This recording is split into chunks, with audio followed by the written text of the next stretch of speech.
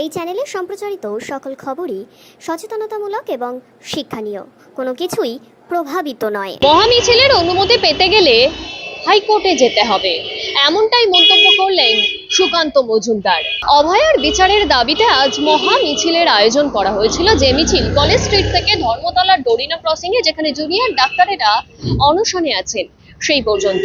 কিন্তু আজ পঞ্চমীর দিন সেই মহা মিছিলের অনুমতি দিল না কলকাতা পুলিশ, যেমনটা জানা যাচ্ছে। আর সেই বিষয়কে কেন্দ্র করেই সুকান্ত মজুমদারের কটাক্ষ। নোয়াপাড়ার 4 মণ্ডলের পুজো উদ্বোধনে এসেছিলেন সুকান্ত মজুমদার। সেই উদ্বোধনে এসে তিনি সাংবাদিকদের মুখোমুখি হয়ে এই বিষয়ে একাধিক কথা বলেছেন। তিনি বলেছেন যে মহা মিছিলের অনুমতি আদায় করতে গেলে হাইকোর্ট যেতে হবে, সেখানে হাইকোর্টের কান মনোনি খেয়ে তবে এই মিছিলের অনুমতি পাবে। তিনি আরো কি বললেন শুনুন। भारत माता के जय, भारत माता के जय। আচ্ছা, আমাদের এই মোহনপুর এবং শিউলি সার্বজনীন দুর্গাপূজা কমিটির যে সভাপতি শ্রী সুব্রত দাস মহাশয় পুষ্পস্তবক দিয়ে বরণ করে নিলেন আমাদের ডক্টর সুকান্ত মজুমদার মহাশয়কে।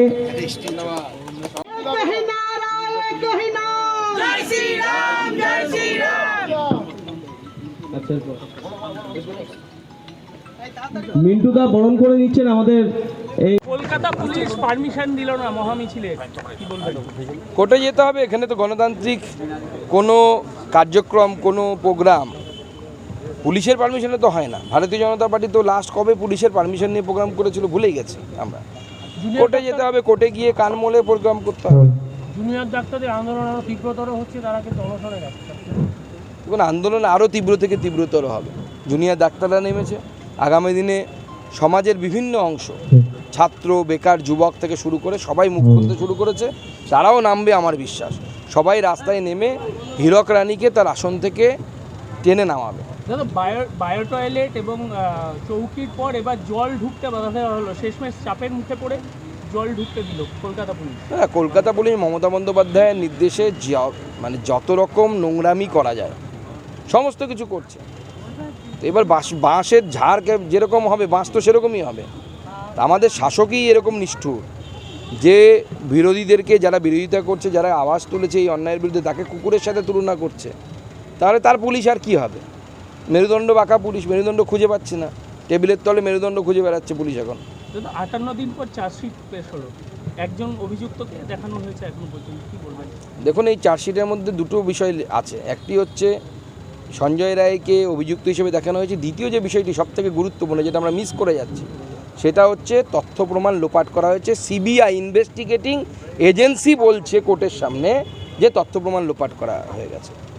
তথ্য প্রমাণ যদি না থাকে, প্রুফ যদি না থাকে, সিবিআই কেন FBI হলে পরেও কেউ কাউকে দোষী সাব্যস্ত করতে পারবে না। কারণ আইনের চোখে দোষীটা সাব্যস্ত হয় হচ্ছে কে দোষী কে দোষী নয়, এটা সাব্যস্ত হয় হচ্ছে তথ্য প্রমাণ দিয়ে বা প্রুফ দিয়ে, ক্লু দিয়ে। স্বাভাবিকভাবে সেগুলোকে যদি মুছে ফেলা হয় তো নতুন আর কে ধরা পড়বে? একজন ফেসে গেছে, সে বলির বকরা হবে। কিন্তু কতগুলো তো সন্দেহের বিষয় থেকেই যাচ্ছে।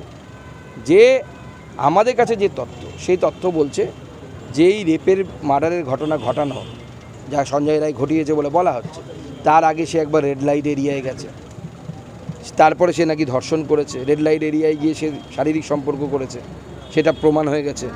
আবার ধর্ষণ করেছে, আবার সকাল 7টায় গিয়ে নিজের স্ত্রীর সাথে শারীরিক মিলন করেছে। একজন পুরুষের পক্ষে এক রাতে কয়েক ঘন্টার ব্যবধানে এত কিছু করা সম্ভব? বায়োলজিক্যালি তো সম্ভব না। এবার স্বাভাবিকভাবে বোঝা যাচ্ছে যে এই তথ্য প্রমাণ লোপাটের ফলে অনেকেই বেঁচে যাবে। এবার হয় এটা তৃণমূল কংগ্রেসের আমলে, এর থেকে আশা আমরা কী করবো? এর থেকে তো ভালো কিছু আশা করতে পারি। বলো দুর্গা মাই কি জয় Shriram. We won, we won, we won. সবাইকে নমস্কার। শিউলি মোহনপুরে আজকে ভারতীয় জনতা পার্টির মণ্ডলের তরফ থেকে এই যে মাতৃ আরাধনার আয়োজন করা হয়েছে, সেই জন্য এই পুজো কমিটির সাথে যুক্ত সকলকে আমি আমার তরফ থেকে অসংখ্য ধন্যবাদ জানাই। কারণ এবারকার পুজোটা সত্যি আলাদা।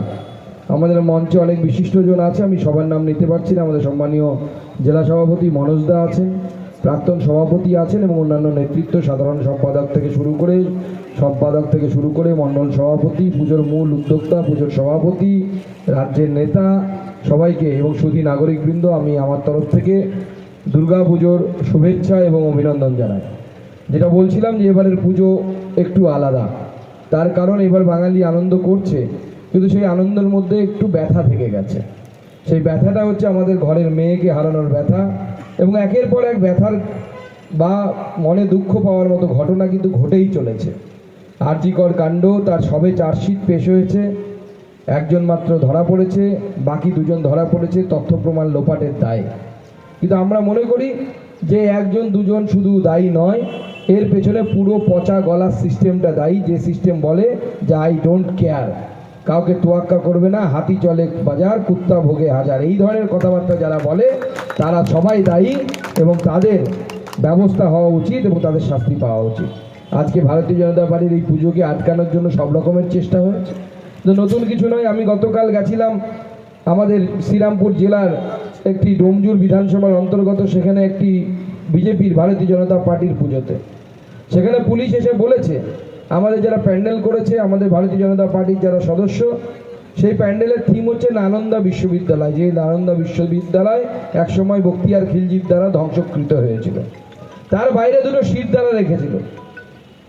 সেই শিরদাঁড়া দেখে পুলিশ বলেছে যে এই শিরদাঁড়া না সরিয়ে ফেললে পরে নাকি প্যান্ডেলই নাকি ভেঙে দেবে পুলিশ, ভারতীয় জনতা পার্টিকে পুজো করতে দেবে না। আমরা জানি মানুষের ভয় থাকে, আমরা কেউ বাঘ ভয় পাই, কেউ ভাল্লুক ভয় পাই, কেউ হয়তো ভূত ভয় পাই, এমনকি মেয়েরা আরশোলা পর্যন্ত দেখে ভয় পায়। কিন্তু এই প্রথম দেখতে পাচ্ছি পশ্চিমবঙ্গ পুলিশ শিরদাঁড়া দেখে ভয় পাচ্ছে। এটা একটা ভালো লক্ষণ, কারণ পশ্চিমবঙ্গ পুলিশের শিরদাঁড়া নেই, মুখ্যমন্ত্রী মমতা বন্দ্যোপাধ্যায়ের শিরদাঁড়া নেই। আমরা চিন্তা নেই, শিরদাঁড়া সোজা করে দেখাবো। কলকাতা পুলিশের শিরদাঁড়া কীভাবে সোজা করতে হয়, পশ্চিমবঙ্গ পুলিশের শিরদাঁড়া কীভাবে সোজা করতে হয় আমরা জানা আছে, আমরা করে দেখিয়েছি। একসময় আমাদের প্রধানমন্ত্রী নরেন্দ্র মোদী প্রধানমন্ত্রী হওয়ার আগে আমরা দেখেছিলাম যে প্রত্যেক সময় পাকিস্তান এসে বড় বড় কথা বলতো, ধমকানো চমকানো করতো, আমাদের বর্ডার দিয়ে ঢুকে পড়তো। এখন পাকিস্তানকে আমাদের শত্রুই মনে হয় না, পাকিস্তানে আমাদের দুধ ভাত এখন এমন অবস্থা হয়ে গেছে। তো এই জায়গায় আমরা পৌঁছেছি, গোটা ভারতবর্ষকে সেই জায়গায় মাননীয় প্রধানমন্ত্রী নরেন্দ্র মোদীর নেতৃত্বে আমরা পৌঁছে নিয়ে এসেছি। আগামী দিনে এই পশ্চিমবঙ্গেও নরেন্দ্র মোদীর নেতৃত্বে সরকার তৈরি হবে এবং পশ্চিমবঙ্গের পুলিশেরও শিরদাঁড়া আমরা সেই জায়গায় সোজা করে দেখাবো। সেই দিনের জন্য অপেক্ষা করছি।